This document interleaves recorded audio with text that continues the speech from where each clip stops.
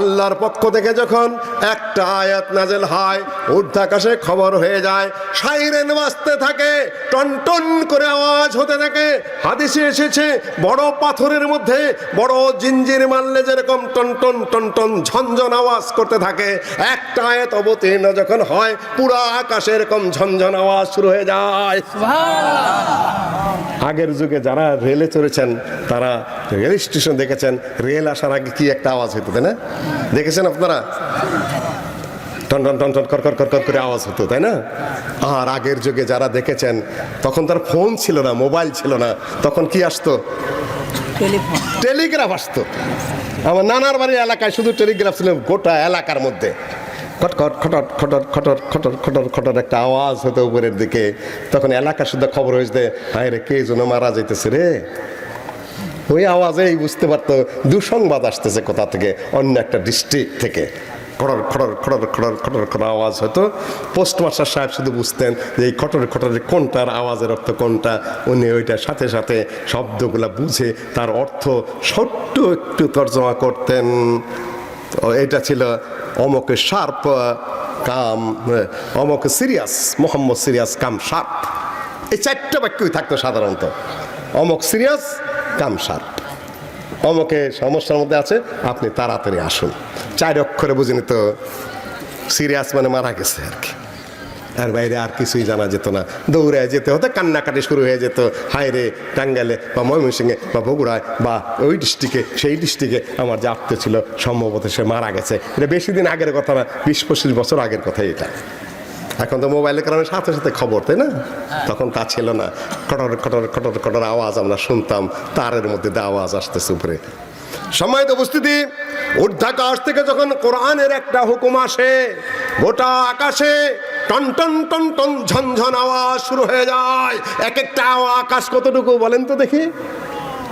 পুরা আকাশের আল্লাহ নবী বলেন আকাশ কাত করা শুরু করে, এক এক করা শুরু করে। ও হুক্কালহান তায়েত্তা, তাকে তো কাত আওয়াজ করতেই হবে, কেননা ঊর্ধ্বাকাশে ইঞ্চি পরিমাণ জায়গা নেই যেখানে একটা করে ফেরেশতা নেই। আকাশ তো আওয়াজ করবে। এইরকম ভরপুর ফেরেশতা।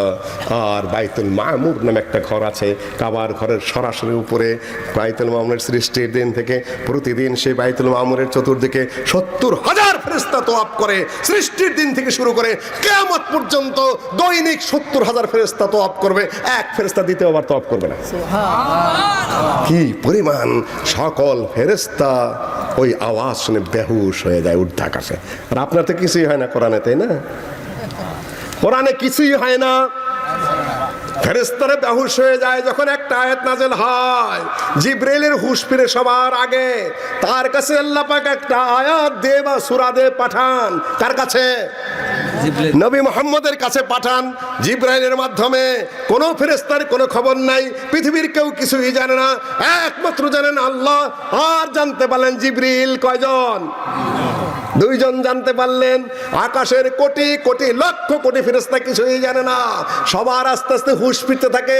জিবরাইল নামতে থাকেন, ওহী নিয়ে আল্লাহর কালাম নিয়ে নামতে থাকেন। অন্যান্য ফেরেশতারা জিজ্ঞাসা করেন, মা হক বলেছেন, সত্য বলেছেন, কিন্তু কি সত্য বলেছেন সেটা বলেন না।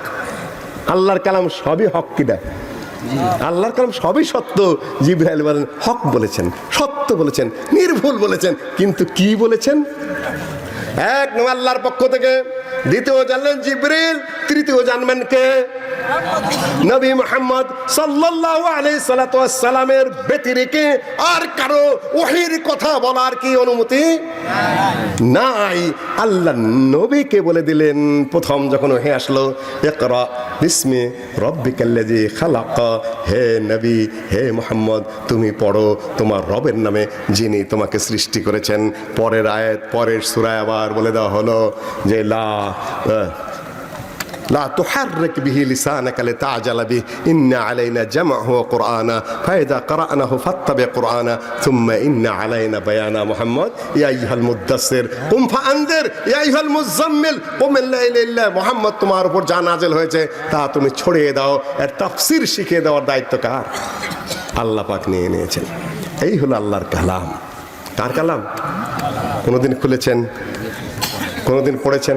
এই হলো আল্লাহর কালাম। পৃথিবীতে আসলো, এই কালাম নাজেল হওয়ার আগে মানুষ জাহেল ছিল না বুদ্ধিমান ছিল? সমাজ চালাইতো কে? তার নাম কি? আবু জাহেল। তার উপাধি কি ছিল আসলে জাহেলিয়াতের যুগে? আবুল হাকাম, জ্ঞানের বাপ, বিদ্যার বাপ, বুদ্ধির বাপ, বিচক্ষণতার বাপ। ইসলাম তাকে কি বলল? জাহেলিয়াতের বাপ, মূর্খের বাপ। অর্থাৎ কোরআন ছাড়া, কোরআনবিহীন ভাবে, হাদিসবিহীন ভাবে যদি কেউ মানুষের যে কোনো কিছু দাবি করে, সেটা মূর্খতা, সেটা জাহালত, সেটা অনিসলাম, সেটা জ্ঞানের কথা নয়।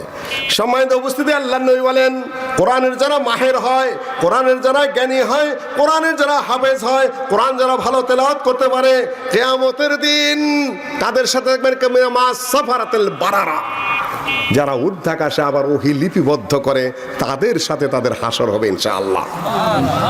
পড়বেন তো কোরআন আজকের থেকে, কোরআন পাঠ করবেন, কিয়ামতের দিন এমন হবে মর্তবা বেড়ে যাবে। আল্লাহ নবী বলেন, ইকরা ওয়ারতাকে, এক আয়াত পড়ো আর উপরের দিকে উঠে যাও, এক আয়াত পড়ো উপরের দিকে উঠে যাও, আর এক আয়াত পড়ো উপরের দিকে উঠে যাও। 3000 কত বলেছেন? 6236টা আয়াত তেলাওয়াত করবে, একটা করে র‍্যাঙ্ক বেড়ে যাবে, মর্তবা বেড়ে যাবে। এলা আখির আয়াতিন তাকরাউ, শেষ আয়াত তেলাওয়াত পর্যন্ত তুমি জান্নাতের উপরের তলায় উঠতেই থাকবে। এই হলো কোরআন। কোরআন যদি আপনি তেলাওয়াত না করেন, কোরআন যদি আপনি না পাঠ করেন, কোরআন যদি আপনি না বুঝেন, আপনার বরকত হবে না, বরকত আপনার এখান থেকে উঠে যাবে। এই যে বাচ্চা ছেলেরা কোরআন তেলাওয়াত করে, এই যে বাচ্চা ছেলেরা কোরআন হেফজ করে, এখানে আপনার লাভ হচ্ছে না ক্ষতি হচ্ছে? কি লাভ? পোলট্রি ফার্ম হতো, মুরগির উৎপাদন হতো না, গরুর খামার করতেন, কিছু উপকার হতো না, দুধের ব্যবস্থা করতেন, দুধ উৎপন্ন হতো, পুকুর কেটে মাছ আবাদ করতেন, লাভ হইতো না? এখানে তো মাদ্রাসা করেন নাই, জায়গাটা নষ্ট করছেন, বিল্ডিং করে পয়সা নষ্ট করতেছেন, আরো যা পয়সা দিতেছেন সেটা কোথায় যেতেছে? গচ্চা নাকি? কইতে পারতেছেন না। আমাদের প্রশাসনিক কর্মকর্তাদের মধ্যে প্রচুর এরকম আছে যারা এগুলাই বিশ্বাস করে, তাদের এখানে কোনো ইচ্ছা নাই, তাদের মাথা ওইভাবেই ধোলাই করা। ওখানে যদি গরুর ফার্ম করতেন, গরু বাছুর হইতো, ওখানে যদি আপনি মুরগির ফার্ম করতেন, কিছু মুরগি হইতো উৎপাদন হইতো, কিছু ডিম হইতো, কিছু দুধ হইতো, কিছু মাছ হইতো। এইগুলার এই কোরআনের পড়ার নামে সারাদিন ওখানে বের বের বের বের করতেছেন, আউযুবিল্লাহ মিন যালিক। এর দ্বারা কি উৎপাদন হয়েছে? মুসা, আপনাদেরকে মাথা খারাপ হয়েছে? এইরকম মেজাজ আছে, নাহলে ওয়াজ মাহফিলে বাধা দেবে কেন? আপনারা মনে করবেন আমি বানিয়ে বলতেছি। যারা লক্ষ্য করেন ভালোভাবে শোনেন, নীরব থাকে শুধু মুসলিম সংখ্যাগরিষ্ঠতার ভয়, আর যখন সুযোগ পায় তখন বাধার সৃষ্টি করে। মানসিকতা অন্যরকম, তারা ওইভাবেই গড়ে উঠেছে, ওই আদবে, ওই আখলাকে, ওই চিন্তায়, ওই চেতনায়। কেননা কোনো দিন তারা কোরআন হাদিসের স্পষ্ট পায় নাই। এই জন্য কি বেড়ে গেছে? রাস্তার যে দুর্নীতি কেন বেড়ে গেছে? কোরআন না পড়ার কারণে, হাদিস না পড়ার কারণে, আখিরাতে বিশ্বাস না থাকার কারণে দুর্নীতি বেশি হচ্ছে। না হলে এই বড় বড় রাস্তাগুলো কারা বানায় বলুন তো দেখি? ইঞ্জিনিয়ারে বানায় না একজন হাফেজে বানায়? ইঞ্জিনিয়ার মেধাবী কি মেধা নাই? তার সাথে যোগ দেয় কে? স্থানীয় নেতৃবৃন্দ। তাদের ব্রেন আছে না নাই? দুই দলে মিলেই তো রাস্তাটা বানায়। তাহলে 1 বছর পরে চামড়া ওটা কুত্তার মতো হয়ে যায় কেন রাস্তাটা? হাফেজ সাহেব বানিয়েছে রাস্তা, আলেম সাহেব বানিয়েছে রাস্তা। কোরআন হাদিস যারা পড়ে হাফেজ আলেম হলেন না, যে কোরআন এবং হাদিসের আদলে গড়ে উঠে এমএ পাস করেছে, ইঞ্জিনিয়ার হয়েছে, ডাক্তার হয়েছে, দেশের নেতাদের মধ্যে সৎ লোক আছেন তারা হয়েছে, তারা যদি বানায় অবশ্যই রাস্তার চামড়া উঠবে না। কেন? তার আখিরাতের ভয় আছে। একটা সুইও যদি চুরি করো, সুইটা নিয়ে কিয়ামতের মাঠে উপস্থিত হতে হবে। একটা জুতার ফিতা যদি তুমি চুরি করো, জুতার ফিতা নিয়ে কিয়ামতের মাঠে উপস্থিত হতে হবে।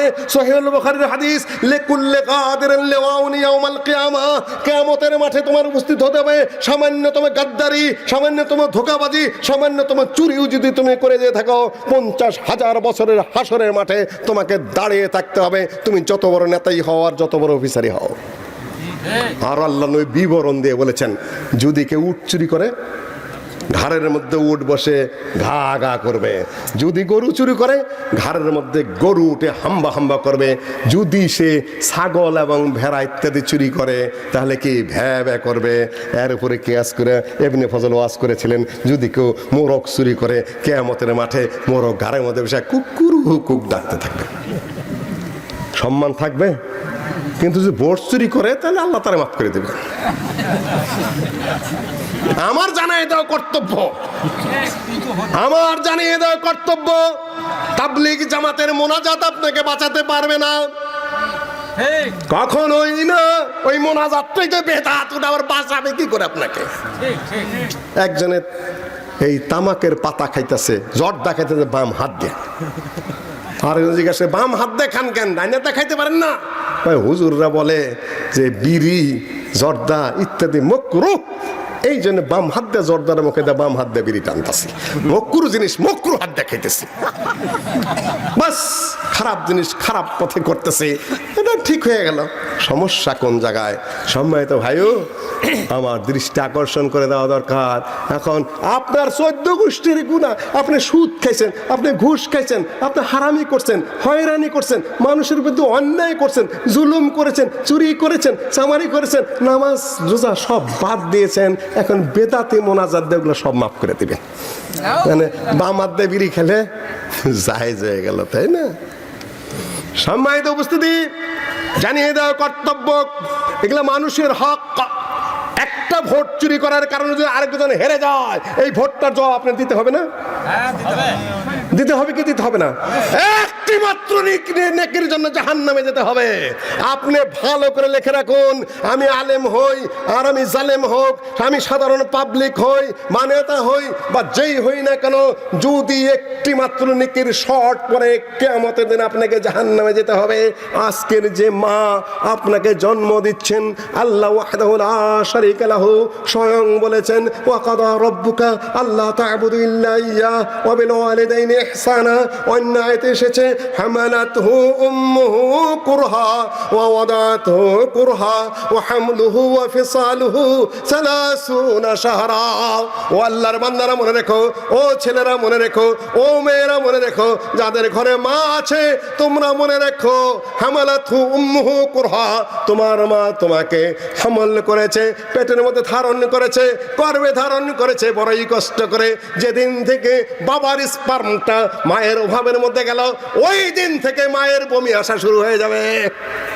রুচি নেই, খাইতে ইচ্ছা করে না, তুমি পেটে এসেছো বলেই মায়ের রুচি শেষ হয়ে গেল, এখন খালি বমি করে, খাইতে পারে না, নাকের মধ্যে খালি দুর্গন্ধ লাগে। প্রথম দিন থেকেই তোমাকে টানছে, 7 মাস 8 মাস 9 মাস 10 মাস পর্যন্ত তোমাকে এই পেটের মধ্যে টেনেছে। পিছনে হাড্ডি, তাই বাচ্চা পিছনে থেকে ফুলে ওঠে না, সামনের দিকে পেটটা বড় হতে হতে একটা বোঝা হয়ে গেছে। এই বোঝা টানছে অত্যন্ত সাবধানে, অত্যন্ত সতর্কভাবে, যেন পেটের মধ্যে কোনো কষ্ট না হয়। পেটের মধ্যে খাদ্য পাঠানো যায় না, পেটের মধ্যে আলাদা কোনো ফিডার পাঠানো যায় না, পেটের মধ্যে খিচুড়ি পাঠানো যায় না আলাদা করে, পেটের মধ্যে দুধ পাঠানো যায় না, পেটের মধ্যে শিশুর জন্য কোনো খাদ্য পাঠানো যায় না। শিশু কি খেয়ে বাঁচে? পেটের মধ্যে মায়ের পেটে কি খেয়ে বাঁচে? মায়েরটা খেয়ে বাঁচে। এই জন্য দেখবেন জন্মের পরে পেটের নাড়িটা কাটতে হয়। ও বাচ্চা, তুমি তোমার সাথে তোমার মায়ের সাথে নারীর যোগাযোগ ছিল, নাভির সাথে। মায়ের খাদ্যই তোমার খাদ্য, মায়ের মধ্য থেকে নাভির মাধ্যমে তোমার ভিতরে ঢুকেছে, তুমি সেই শিশুটাই। জন্মগ্রহণ করলে ওয়াদাতহু কুরহা, আল্লাহ বলেন বড়ই কষ্ট করে জন্ম দেয়। যতটুকু যা পরিস্থিতি, সন্তান কোনোদিনও বেরোবার কথা নয়, আল্লাহ স্বয়ং বলে দেন ওয়া হাওয়া সুম্মা সাবিলা ইয়াসসারা, আল্লাহ পাক পথটাকে সহজ করে দেন, নাহলে ওই বাচ্চা বেরোবে কিভাবে? অসম্ভব ব্যাপার, বাচ্চা প্রসব হবে না। আল্লাহ বলেন সুম্মা সাবিলা ইয়াসসারা, আমি আল্লাহ দয়া করে রহম করে, হে নারী ভালো করে শোনো, সন্তান তুমি কোনোদিনও জন্ম দিতে পারতো না, পেটের থেকে বাচ্চা বের হতো না, যতটুকু অবস্থান যতটুকু জায়গা, এটা অসম্ভব ব্যাপার। কিন্তু আল্লাহ বলেন আমি নিজে রহমত করে, হে নারী তোমার পথ পিচ্ছিল করে দিয়েছি, বড় করে দিয়েছি, তুমি তোমার কলিজার টুকরা বাচ্চাটাকে জন্ম দিতে পেরেছো। তুমি তো খালি বলছো কষ্ট, কষ্ট আল্লাহ পাক ওখানে কমিয়েও দিয়েছেন। আগের পরিস্থিতি যদি বাচ্চা জন্ম দেওয়ার সময় থাকতো, কোনোদিন ওই বাচ্চা জন্মগ্রহণ করতো না, ওই সব বাচ্চা পেটের মধ্যে মারা যেত। আল্লাহর রহমত এটা। থুম্মা সাবিলা ইয়াসসারা থুম্মা আমাতাহু ফাআকবারা থুম্মা ইযা শাআ আনশারা। আল্লাহ পাক ওটা সহজ করে দিয়েছেন বাচ্চা জন্ম দেওয়াকে।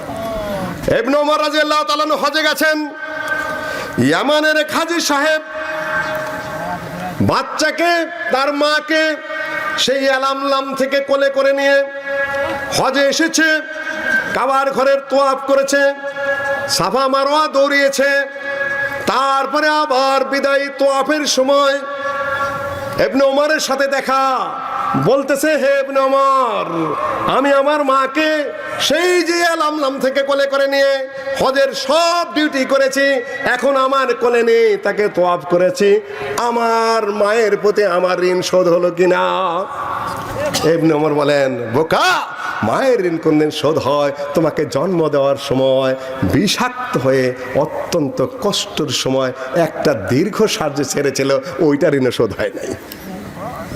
মায়ের কোলে তোমার দোলনা, মায়ের কোলে তোমার বিছানা, মায়ের বুকি তোমার খাদ্য, মায়ের বুকি যে তোমার সব ছিল। হামলুহু ওয়া ফিসালুহু সালাসুনা শাহরা।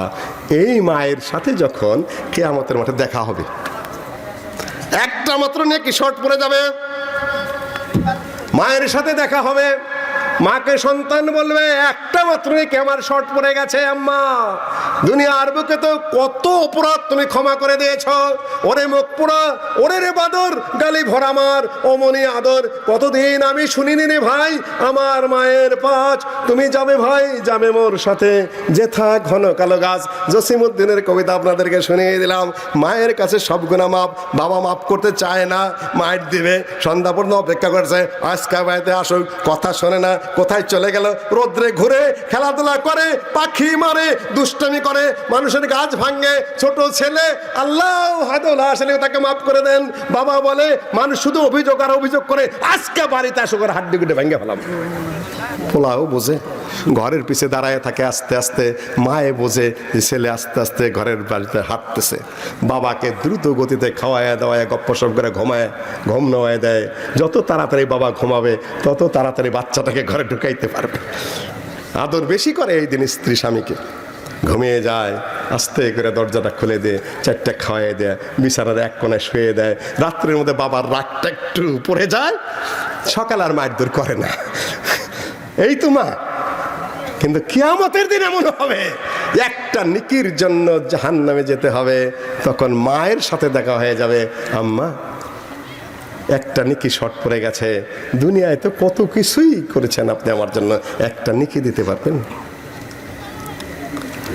মা সন্তানকে বলবে, তোর বাপের সাথে ঝগড়া লাগলে তুই তো আমারই পক্ষ নিতি। ছেলেরা কিন্তু সবসময় মায়ের পক্ষ নেয়। বাবা মার ঝগড়া লাগলে ছেলেরা দেখুন মায়ের পক্ষ নিছে, ওইটাই স্বাভাবিক, কেন মা তো অসহায়। ছেলেদের উচিত হলো মায়ের পক্ষ নেওয়া, কিছু না, তবে বাপের সাথে বেয়াদবি করা না। আজকে তো আমারও একটা নেকি কম পড়ে গেছে রে বাবা, একটা নেকি দিবি। ইয়াউমা ইয়াফিরুল মারউ মিন আখিহি ওয়া উম্মিহি ওয়া আবিহি ওয়া সাহিবাতিহি ওয়া বানিহি লিকুল্লি ইমরিইম মিনহুম ইয়াউমাইযিন শানুন ইউগনিহি। আজকে বাবা সন্তান থেকে সরে যাবে, সন্তান মায়ের কাছ থেকে সরে যাবে, মা সন্তানের কাছ থেকে সরে যাবে, ভাই ভাইয়ের কাছ থেকে সরে যাবে। কেউ কাউকে একটা নেকি দিয়ে জাহান্নাম থেকে বাঁচার জন্য সহযোগিতা করবে, এটা অন্য দিন। আর সেই মাঠে যদি আপনি একটা মাত্র ভোট চুরি বা ডাকাতি করে যাইয়া থাকেন, প্রতিপক্ষ আপনাকে মাফ করবে? বাপে মাফ করে না, মায়ে মাফ করে না, ছেলে মাফ করে না। সেইখানে আপনি উনি প্রতিপক্ষ মাফ করা ছাড়া আপনি তাবলীগ জামাতের দোয়া নেয়া মাফ পাবেন? প্রশ্নই ওঠে না। সতর্ক হয়ে যান, পৃথিবীর জীবন শেষ হয়ে যাবে। সতর্ক হও মুসলিউদ্দিন, সতর্ক হও ইমামউদ্দিন, সতর্ক হও নেতা, সতর্ক হও প্রশাসনিক কর্মকর্তা, সতর্ক হও আলেম, সতর্ক হও জালেম, সতর্ক হও জাহেল, সতর্ক হও নারী, সতর্ক হও পুরুষ, সতর্ক হও প্রত্যেকটা মানুষ। তোমরা সতর্ক হও, কেননা কঠিন দিন তোমার জন্য অপেক্ষা করছে। সম্মানিত উপস্থিতি, কিয়ামতের মাঠ বড় কঠিন জায়গা না সহজ জায়গা? হিসাব দিয়ে যেতে হবে। আজকের এই দিন আপনার শুধু আমলের হিসাব নাই। আর কাল কি হবে? কালকে কি আলিয়াউমা আমালুন আলা হিসাব ওয়া গাদান হিসাবুন আলা আমল। আজকে শুধু আমল, কোনো হিসাব নাই, আর আগামীকাল কি শুধু হিসাব আর হিসাব, আমল নাই। আমলের সুযোগ পাবেন কালকে। কাল বলতে কি বোঝায়? আল্লাহ নবী বলেন কিয়ামত হলো কাল, আল্লাহ বলেন কিয়ামত হলো কাল, অর্থাৎ খুব দ্রুত। ইন্নাহুম ইয়ারাউনাহু বাঈদা ওয়া নাহনু নারাহু কারীবা। মানুষ বলে কিয়ামত বহু দূরে বহু দূরে, আল্লাহ বলেন কিয়ামত হলো খুবই কাছে, আগামীকাল কিয়ামত। আল্লাহ নবী বলেন কাল কিয়ামত, খুব কাছে কিয়ামত, কিয়ামত দূরে নয়। ওয়াস্তানা ওয়াসসাআতু কাহাতাইন, আমাকে পাঠানো হয়েছে, আমার দূরত্ব কিয়ামত পর্যন্ত শুধু এই আয়াত, এই আগা আঙ্গুলের আগা থেকে এই পর্যন্ত। কয় স্টেশন পাড়ি দিয়ে আসছেন? আমরা কয় স্টেশন পাড়ি দিয়ে আসলাম ডক্টর সাহেব? রাজশাহী, তারপরে বড় স্টেশন কোনটা মাঝখানে পড়ছে? নওগাঁ, তারপরে রানীনগর, তারপরে তো 5টা হইলো, তাই না? আপনি কয় স্টেশন পাড়ি দিয়েছেন কোন? 2 স্টেশন পাড়ি দিয়ে আসছেন মাত্র। সবাই আমরা 2 স্টেশন পাড়ি দিয়ে আসছি। কোনটা কোনটা? সামনে স্টেশন আছে, সেদিনের সেই স্টেশনে থাকবে নানান প্যাসেঞ্জার, দ্রুত জানে পার হবে সে, টিকিট কাটায় আছে যার। পারাপারের থাকলে তারা সঙ্গে নিয়ে গাড়ি ভাড়া জবাবদিহি করতে হবে, ধরলে টিকিট কালেক্টর, আমি পাপী তিনি জামিনদার। স্টেশন সামনে আছে আবার। আর কয়েক স্টেশন সাইডে আসছেন আগে? 2টা স্টেশন সাইডে আসছেন। একটা কি? রোহের স্টেশন ছেড়ে আসছেন। এই তো বলতে পারছেন মাশাআল্লাহ। সেখানে একটা সাক্ষী দিয়ে আসছেন, সকলেই আমরা সেখানে বলে আসছি। একটা প্রশ্ন করেছেন আল্লাহ আমাদেরকে। কি প্রশ্ন? আলাস্তু বিরব্বিকুম, আমি তোমাদের রব নই? কি বলে এসেছি? বালা, হ্যাঁ, মনে আছে আপনাদের সেটা? মাশাআল্লাহ, আপনারা অনেকেই সচেতন। হাজার হাজার মানুষের মধ্যে যখন বক্তৃতা করে 3-4 জনে বলতে পারে, পিছনেরটা বলতে পারে না। আল্লাহ ক্ষমা করবেন না। ঊর্ধ্ব জগতের প্রথম স্টেশনে যে বালা শব্দটা বলে এসেছেন দুনিয়ার মাঠে, সেটা আপনাকে মাথায় রাখতে হবে। প্রশ্ন করে যেন বলতে পারেন, বলে এসেছি হে আল্লাহ তুমি আমার রব। আল্লাহ নিজেই বলে দিয়েছেন, ভুললে চলবে না। সূরা আরাফের আয়াতের নিজেই বলে দিয়েছেন, উজুহাত চলবে না, ওজর চলবে না, ভুললে চলবে না, আর কোনো ধরনের বাড়তি কথাও চলবে না। মনেও রাখতে হবে, সেই অনুযায়ী আমলও করতে হবে। সেখান থেকে দ্বিতীয় স্টেশন, সেই স্টেশন নাম কি? মায়ের পেট। সেখান থেকে মায়ের পেটের মধ্যে আসলেন, নতফা হলেন, আলাকা হলেন, মুদগা হলেন, দেহ পরিবেষ্ট হলো, পৃথিবীর বুকে আসলেন। এখন কয় নম্বরে আছেন? 3 নম্বর স্টেশনে আসছেন। সামনে আরেকটা স্টেশন অপেক্ষা করছে, সেটার নাম কি? এইটা বলে আমি আমার বক্তব্য গুটিয়ে নিয়ে আসবো ইনশাআল্লাহ আজিজ। আগের দিকে একটু বেশি দেরি হয়ে গেছে। আমার এনাদের দৈনিক প্রোগ্রাম থাকে, আমি আমার দৈনিক প্রোগ্রাম নিতেও পারি না, ওই রেস্ট নিতে হয়। কাজেই এদের জন্য ছেড়ে দিতে হবে, আপনাদেরকেও ছেড়ে দিতে হবে। সামনের একটা স্টেশন আছে, বড়ই কঠিন স্টেশন। সেই স্টেশন থেকে পিছনের দিকে ফেরা যায় না। ফিরতে পারবেন? এখন যে স্টেশনে আছেন, এখান থেকে মায়ের পেটে ফিরতে পারবেন? ছোট্ট একটা বাচ্চা জন্মগ্রহণ করলো, কোনোভাবে যদি অপারেশন করে মায়ের পেটের মধ্যে আবার ঢুকিয়ে দেওয়া হয়, বাঁচবে? 1 ঘন্টা আগে সে বেঁচে ছিল মায়ের পেটে, সেই মায়ের পেটে যদি 1 ঘন্টা পরে আবার ঢুকানো হয়, সে কি বাঁচবে না? আর এটা ঢুকানো সম্ভবপর না। আগের স্টেশনে ফিরে যাওয়া যায় না, মায়ের পেট থেকে রুহের জগতে ফিরে যাওয়া যায় না, এই স্টেশন থেকে মায়ের পেটে ফিরে যাওয়া যায় না। কবরের স্টেশন থেকে দুনিয়ায় ফিরে আসতে পারবেন? মৃত্যুর সময় যখন উপস্থিত হবে, ফেরেশতা হাজার হাজার। শুধু কিন্তু মালাকুল মউত একা না, হাদিসে যেভাবে এসেছে ইউসাব্বিতুল্লাহুল্লাযিনা আমানু বিল কাউলিস সাবিত, তাফসিরে ইমাম ইবনে কাসির হাদিসগুলো নিয়ে এসেছেন, পড়ে নেবেন। হাজার হাজার ফেরেশতা এসে জড়ো হয়। আপনি দেখতেছেন লোকটা মারা যাচ্ছে, তাই না? সাধারণ ঘটনা। হাসপাতালে শুয়ে আছেন, বিরাট প্রভাবশালী মানুষ, অনেক বড় আলেম কিংবা অনেক বড় নেতা, অনেক বড় প্রভাবশালী মানুষ, শত শত মানুষ যাচ্ছে আসছে, এটা তো বাহ্যিক দেখতে পাচ্ছেন, ভিতরে কি হইতেছে তা বুঝেন? হাজার হাজার ফেরেশতা, মাদ্দাল বাসার, যত দূর পর্যন্ত চক্ষু যায় মানুষের, 3, 4, 5, 10 মাইল শুধু ফেরেশতা আর ফেরেশতারা ঝাঁক। কি করতে এসেছে? অপারেশন করতে এসেছে। ডাক্তার একদিকে অপারেশন করছে, বোন মেরো ট্রান্সপ্লান্টেশন কিংবা হার্টের অপারেশন করছে, ব্রেনের অপারেশন করছে, নানান অপারেশন করছে। ওইখানে আবার মালাকুল মউত অপারেশন করছে। একটা আপনি দেখতে পাচ্ছেন, আরেকটা আপনি দেখতে পাচ্ছেন না। দুই প্রকারের অপারেশন একসাথে হচ্ছে। কে জিতবে এখানে? ডাক্তার বাঁচাইতে চায়, মালাকুল মউত তার শিষ্য শাগির্দ হাজির, উনি কি করতে চান? ইনি রক্ষা করার জন্য অক্সিজেন লাগিয়ে দিয়েছে, ইন্টেন্সিভ কেয়ারে নিয়ে নিয়েছে, বড় বড় ডাক্তারদের বোর্ড বসাচ্ছে, প্রাণপণ চেষ্টা করছে। ওদিকে মালাকুল মউত বলছে আখিরাজু আনফুসাকুম, কোরআনের আয়াত, আত্মা বের হয়ে আসো, বের হয়ে আসো। কি অত্যাচার করেছ, কি জুলুম করেছ। আপনি তো বাইরে আদর করতেছেন, মাথায় হাতাইতেছেন, তাই না? মাথায় হাতাইতেছেন, ঘাম মুছতেছেন, বাতাস দিতেছেন, অক্সিজেন দিতেছেন। আর মালাকুল মউত কি করতেছে? মুখের মধ্যে খুশি দিচ্ছে, পাশার মধ্যে খুশি দিচ্ছে, পিঠের মধ্যে খুশি দিচ্ছে। আত্মা বেরিয়ে আয় হে পাপাত্তা বাসান্ড। শুধু অন্যায় করেছিস, অত্যাচার করেছিস, জুলুম করেছিস, ভুল করেছিস, ইবাদত করিসনি, বন্দেগী করিসনি, খারাপ কাজ করেছিস। বাইরে যত অপারেশন, যত আদর করতেছে, কোনো কাজ হচ্ছে না, শুধু পিঠের মধ্যে ঘুষি মারছে আর মুখের মধ্যে ঘুষি মারতেছে। আপনারা দেখতে পাচ্ছেন? যদি ভালো বান্দা হয়, ওইখানে আবার ইন্নাল্লাযিনা ক্বালু রাব্বুনাল্লাহ সুম্মা ইসতাকামু তাতানাজ্জালু আলাইহিমুল মালায়েকা আল্লা তাখাফু ওয়া লা তাহজানু ওয়া আবশিরু বিল জান্নাতি আল্লাতী কুনতুম তুআদুন। দুইজন রোগী পাশাপাশি রয়ে গেছে, একজনকে পিটাইতেছে আর একজনকে বলতেছে কোনো ভয় নাই, কোনো চিন্তা নাই, আমরা দুনিয়ায় তোমাদের বন্ধু, তোমার বন্ধু, আখিরাতেও তোমার বন্ধু। আস্তে করে তোমার রূহটা বের করে দাও। একই জায়গায় দুই রোগী, দুই প্রকারের ট্রিটমেন্ট হচ্ছে। রব্বুনাল্লাহ সুম্মা ইসতাকামু, রব বলেছেন, তারপরে টিকে আছেন, ভুল পথে যাননি, শিরক করেননি, বেদাত করেননি, অন্যায় করেননি, অপরাধ করেননি, জুলুম করেননি, আল্লাহর হুকুম রাসূলের ফরমান মেনে চলেছেন। আপনাকে ফেরেশতা বলবে রব্বুনা সুম্মা তাতানাজ্জালু আলাইহিমুল মালায়েকা আল্লা তাখাফু, কোনো ভয় নাই, দুনিয়াতেও আমরা তোমার বন্ধু, আখিরাতেও তোমার বন্ধু, আখিরাতেও সাথে থাকবো, মরার পরে চিন্তার কোনো কারণ নাই। আপনি বুঝতে পারছেন একই জায়গায় কি হচ্ছে? ওই সময় যে খারাপ বান্দা, ভালো বান্দা, উভয়ের বিল বোর্ড এসে উপস্থিত। কয়েক মিনিটে আমার বক্তব্য শেষ ইনশাআল্লাহ আজিজ।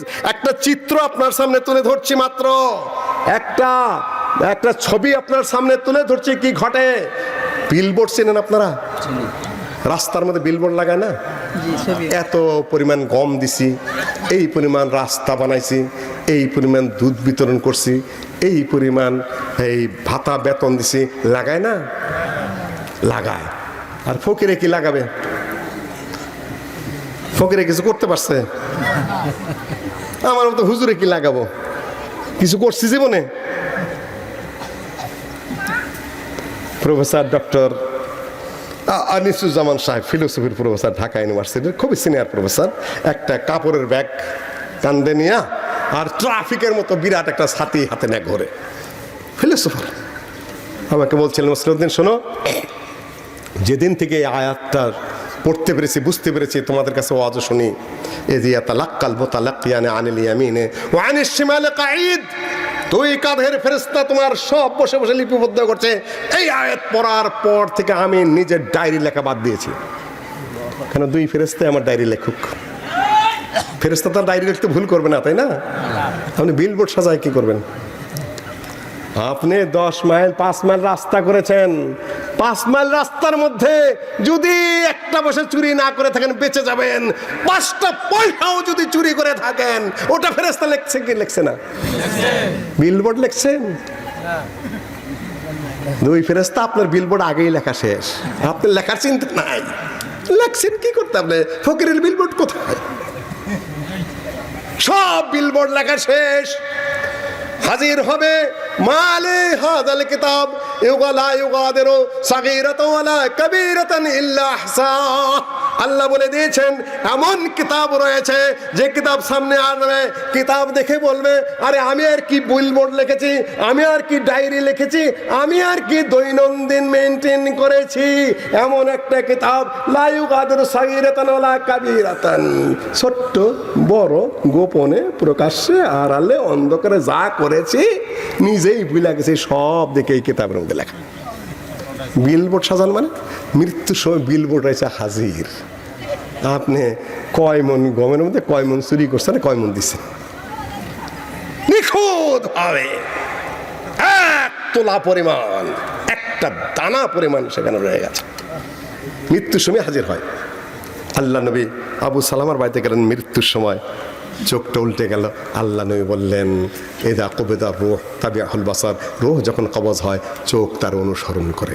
সবাই ভয় পেয়ে গেল, চোখ কিন্তু তাকিয়ে থাকে রুহের দিকে, আর বলতে থাকে, আল্লাহ রুহটা ফেরত দাও, রুহটা ফেরত দাও। প্রথম কথা কি বলে জানেন? فَأَصَّدَّقَ وَأَكُن مِّنَ الصَّالِحِينَ وَلَن يُؤَخِّرَ اللَّهُ نَفْسًا إِذَا جَاءَ أَجَلُهَا وَاللَّهُ خَبِيرٌ بِمَا تَعْمَلُونَ। আগের ঘটনা প্রমাণ করার জন্য সূরা আল মুমিনের আয়াতগুলো তেলাওয়াত করতে হবে। সেই 199 থেকে 100 এই সকল আয়াতগুলো আমার তেলাওয়াত করার সময় নাই। মৃত্যুর সময় প্রথম কথাটা যে সময় বলবে, আখিরাতের প্রশ্নোত্তরের সময় বান্দা যেটা আল্লাহর কাছে চাবে, ওই মৃত্যুর সময় বলবে, সামান্য একটু সময় দাও। হাত্তা ইযা জাআ আহাদাহুমুল মাউত ক্বালা রাব্বিরজিউন, হে আল্লাহ রূহ তো চলে যাচ্ছে, একটু সময় দাও, একটু সময় দাও, রূহটাকে ফেরত দাও, তাহলে আমি যাতে সৎ কাজ করতে পারি ইত্যাদি ইত্যাদি। আল্লাহ বলে, কাল্লার হবে না, সময় শেষ। স্টেশনে, নতুন স্টেশনে ঢুকতে চলেছ, এখন আর পিছনে যাওয়ার কি নাই। ফিরত তো যাবেই না, সামনে আছে বারজাক, কবর। কিয়ামত পর্যন্ত তোমার কবরে থাকতে হবে, ফেরার কোনো পথ নেই। না ফেরার পথ আছে? ধরা খেয়ে গেছেন। আরেক 4 নম্বর স্টেশন কোনটা? হাসরের মাঠ, কিয়ামতের মাঠ 4 নম্বর স্টেশন। না কয় নম্বর? 4 নম্বর হলো কোনটা? রূহ, মায়ের পেট, পৃথিবী, কবর, 5 থাকলো আর 2টা। কোনটা? জান্নাত, জাহান্নাম। 2টার যে কোনো একটা। এই কয়টা স্টেশনে আপনার শেষ। সম্মানিত উপস্থিতি, কি বলবেন তখন? কিয়ামতের মাঠে যা বলো, একটু পৃথিবীতে ফেরত যেতে দাও, আর মরার সময় হলো রূহটা একটু ফেরত দাও। প্রথম কথা হলো ফাসাদ্দাকা ওয়া কুম মিনাস সালিহিন। প্রথম কাজ কি করব? নামাজ পড়বো না হজ পড়বো? না, প্রথম যেটা বলবে সেটা হলো এখন আপনাদের প্রশ্ন। এটা অবশ্য ডক্টর মুজাফফরের আবিষ্কার। প্রথম বলবে যে আমি যাকাত দেব, দান করব, খয়রাত করব। কেন জানেন? ওরা যে ব্যাখ্যাটা দিয়েছে আমার ভালো লেগেছে। সালাতের জন্য ওযু করতে হয়, ওয়াক্ত হইতে হয়, তাই যেতে হয়। মেলা দূরের খবর, কিন্তু একটা কাম করতে ওযু লাগে না, মসজিদেও যাইতে হয় না, কিচ্ছু করতে হয় না, মক্কায় যাইতে হয় না। সেই কাজটা কি? খালি পকেটে থাকলেই হয়, দিলেই দিয়ে দিতে পারেন। পারবেন কিনা? ফাস্তাত্তাকু ওয়া কুম মিনাস সালিহিন। পকেটে থাকলে যেটা আপনারা চাবেন কবরে যাওয়ার সময়, মৃত্যুর পরে, কিয়ামতের দিন, সেইটার সুযোগটা আছে। যেটা বলবেন সেটা আপনারা বেশি বেশি করবেন, দ্বীনি প্রতিষ্ঠানটা কায়েম করবেন। এই দুনিয়ায় আমি যেটা বলতেছিলাম সেটা আমি শেষ করতে পারিনি, বলবো না। শুধুমাত্র এই পৃথিবীতে কোরআন এবং হাদিস চলবে ইনশাআল্লাহ। হাফেজ ছেলেরা কোথাও বেকার, হাফেজ পাওয়াই যায় না, মাদ্রাসা হাফেজ পাওয়া যায় না। আপনারা তো বলবেন যে বেকার হবে, আপনারাই বেকার হয়ে হাজার হাজার ঘুরতেছেন। একটা মোটামুটি ভালো হাফেজ বেকার নাই, খুঁজে পাওয়া যায় না। গ্রামে গ্রামে এত মসজিদ হচ্ছে, আর আল্লাহর শিক্ষিত বান্দারা, জেনারেল শিক্ষিতরা এত কোরআন পড়া শুরু করেছে। ডক্টর জাকির নায়েকের অবদান এখানে সবচেয়ে বেশি। বিচারপতিরা বলেন, সচিবরা বলেন, বিশ্ববিদ্যালয়ের প্রফেসররা বলেন, নারীরা বলেন, পুরুষরা বলেন, এবং নেতারাও বলেন, আর্মি অফিসাররা বলেন, এত কোরআন পড়া শুরু করেছে, কোরআনের তাফসির পড়া শুরু করেছে। নিজেদের ঘরে ঘরে এখন কোরআনের হাফেজ এবং কারি রেখে নিয়েছে। খুঁজে পেয়ে যায় না। এখন অভাব হবেই। আল্লাহর বরকত দেওয়া তো এখানে। আপনি রেজেকের চিন্তা করেন কেন? রেজেক আল্লাহ দেবে। মাদ্রাসা হচ্ছে যথেষ্ট, সেখানে মোটামুটি ভাবে ভালো কোরআনের হাফেজ পাওয়া যায় না, একটু নাহজ সরফ জানা লোক পাওয়া যায় না। রেজেক তো আল্লাহ দেবেন। এই বাংলাদেশে সরকারি চাকরি কয়জনে করে? মাত্র 20 থেকে 21 লক্ষ মানুষ। আর বাকি কোটি কোটি মানুষকে রেজেক দেয় কে? আল্লাহ। চাকরি করতে হয়, চাকরি করতে হয় না, না, না। অধিকাংশ মানুষের রেজেক আল্লাহ অন্যভাবে দেন, কোনো না কোনো ভাবে দেন। চাকরি করতেই হবে এমন কত কথা নাই, কিন্তু কোরআন আপনাকে পড়তেই হবে, হাদিসের উপর আপনার আমল করতেই হবে। চাকরি আল্লাহ দিলে দিবেন, না দিলে নাই। এনে আপনি কোনো চিন্তার কারণে নো টেনশন, ইনশাআল্লাহ আজিজ। আল্লাহ আপনাদেরকে বরকত দান করুন। রাত্রির অনেক হয়ে গেছে। আকুলে কওলি হাজা ওয়াস্তাগফিরু লাকুম আজমাইন। আব্দুল্লাহ আল আজাদ চৌধুরী কি হয়েছে? ডিআইজি সাহেব অসুস্থ, আপনারা তার জন্য দোয়া করবেন। আজহাবুল বাস রব্বান্নাস ওয়াশফান্তার শাফি লা শিফা ইল্লা শিফা কা শিফান লা ইউগাদিরু সাকামা। এই মাহফিলের যারা আয়োজন করেছেন এবং